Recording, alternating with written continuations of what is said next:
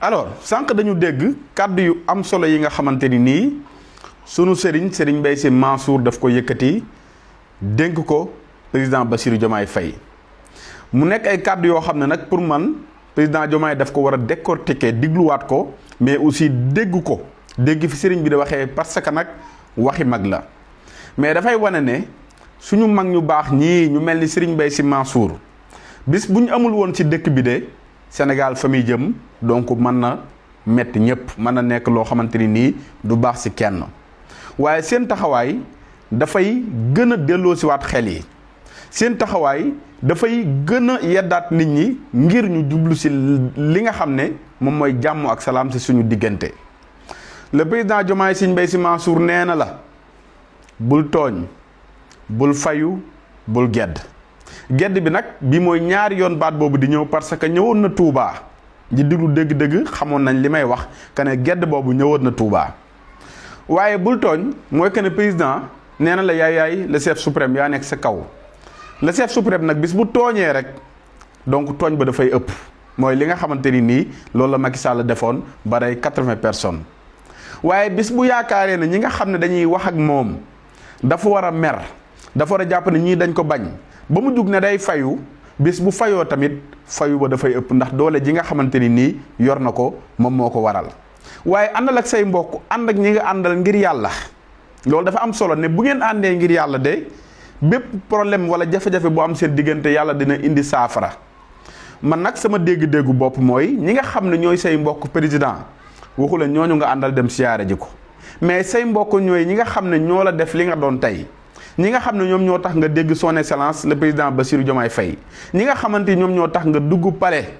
bi la sénégalais yépp bàyyee ñoom ñoo la for defar la bi la sa waa dëkk bañee fal maire ñoom ñoo la for raxas la présenté la sénégalais yi ba tey nga dégg président te kooku du kenn ku dul le président Ousmane Sonko kon kooku mooy sa mbokk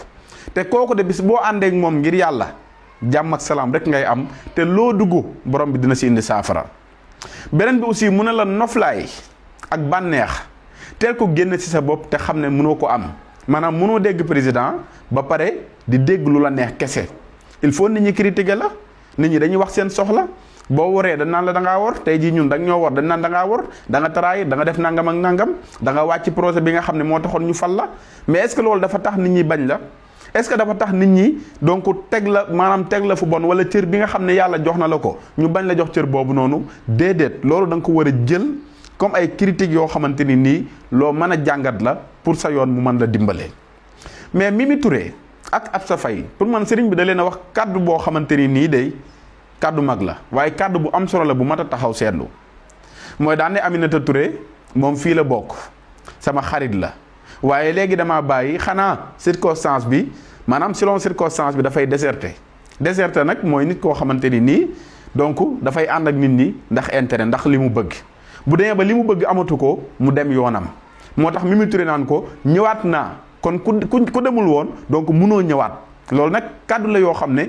président da si war a jàng dégg-dégg ne bu Mimi Touré mënee bàyyi sëñ bi dem bàyyi ko fi déserté wu te sëñ bi fi mu ko tegoon nekk xaritam Mimi Touré naan ko ñëwaat naa parce que circonstance bi sensé na kon loolu président daf si war a jàng lu baax a baax waaye aussi jàngat si diggante Mimi Touré ak Macky Sall mooy bi mu demee bañ nar koo xañ présidence assemblée nationale donc dafa déserté wu génn ñëw si opposition bi tey tamit bi nee ba circonstance bi sensé waat gisoo dafa ñëwaat di défendre la candidature de Macky Sall ne intérêt de la nation la loolu nag lu mat a bàyyi xel la mais aussi mu ne Mimi Touré ak Absa Faye parce que nii la ko sëriñ bi waxee nag dem leen ngeen déglu ko dañu leen war a kidnappé dugal leen si néeg donte ne wax bi kaf la ko jëlee dugal leen si néeg ngir li xewoon bañ a xewaat maanaam ñoom ñaar dañu leen a war a yedd parce que ñoom ñooy dañu nekk des deux éléments clés yoo xamante ni nii si histoire fu ñu jëmloo président Diomaye foofu lay jëm mooy tey Ousmane Sonko bu génnee wax Mimi Touré la Diomaye di yabal mu dem tontu ko Mimi Touré moom mooy wax Ousmane Sonko ay kàddu yu ñaaw ndax lan bëgg lu neex Diomaye Absa Faye tamit taxawaayam ci li ko ñëpp waxal kon ñoom ñaar dañu nekk ñoo xamante ni nii bis bu ñu leen yeddee ba ñu delloo ci waat seen xel président ci li muy dugg du nekk dara loo xam ne lu bon lay doon wala loo xam ne fi mu koy jëmalee donc du nekk lu baax kon Mimi Touré ak Absa Faye moom ci wax bii pour man bu ngeen fi jugee war ngeen a yeddaat seen bopp war ngeen a xoolaat seen doxalin war ngeen a xoolaat seen taxawaay te xam ne taxawaay bi ngeen am donc du taxawaay bu baax bu ko defee ngeen jëm ko sensé mais Makhtar Cissé pour man sëñ Mbaye Sy Mansour daf ko sas parce que nee na Makhtar day si kër gi la bokk daana li nga ko jox mi ngi koy doxal waaye nit la koo xamante ni nii dañ ko tarbiyee te si dëgg rek lay dox képp ku mu àndal maanaam kenn rëyul si moom képp ku ànd ak moom dëgg rek la lay wax kon Makhtar Cissé nga nekk ministre de l'intérieur nekk ministère bu stratégique bu am solo si wàllu renseignement il faut président nga koy wax li nga xam ne loolu moo am mais ngay moytu ñu lay jox ay faux renseignement ngay moytu ñu lay jox ay xibaar yoo xamante ni nii donc du bokk ak li nga xam ne noonu la amee lépp nga koy vérifier ba mu leer naññi bu ko defee nga joxe ko loolu nag moom sëñ bi moo la ko sas kon li nga xam ne yoon boobu nga jëloon ba sëñ bi taxaw seede loolu noonu kon continuer si yoon boobu noonu bu la dara détourné bu la ko poste jaral bu la ko pouvoir jaral bu la ko dara jaral kon loolu sas bu rëy la boo xamante ni nii pour man donc war nga ko jël nga taxawaat si bu baax a baax a baax kon sëñ Mbaye Sy Mansour wax dëgg yàlla ñu ngi lay jaajëfal kàddu yi am na solo